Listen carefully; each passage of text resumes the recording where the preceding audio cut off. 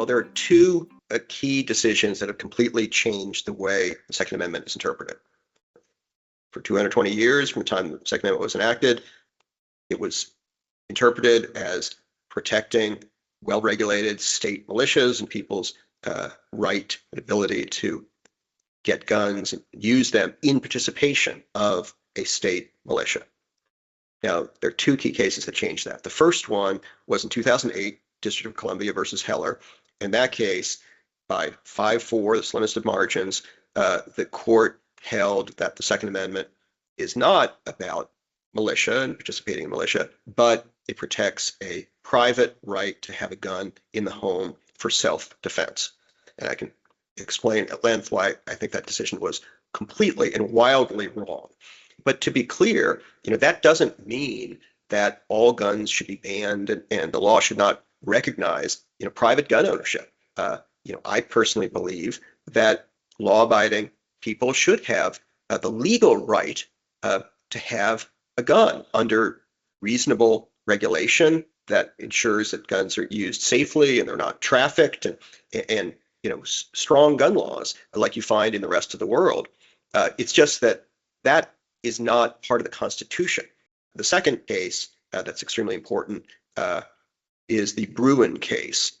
And in that case, the court held, one, that there's some right to carry guns, not just in the home, but in public places for self-defense.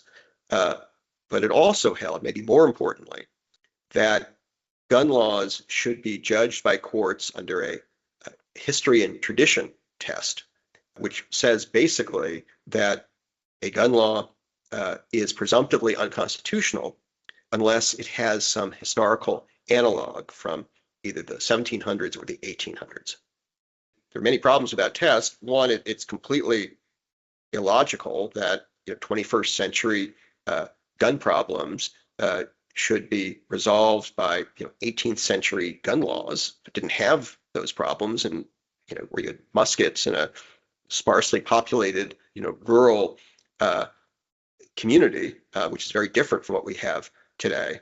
But also, the court required judges to basically play historian, and they're not historians. And judges have been very frank, but they really sort of don't know what they're doing when it comes to history. And also, the Supreme Court's Second Amendment cases in particular have shown that judges can get history completely wrong, either unintentionally or intentionally, in order to pick and choose, cherry pick the historical record to get the result that they want from a policy perspective.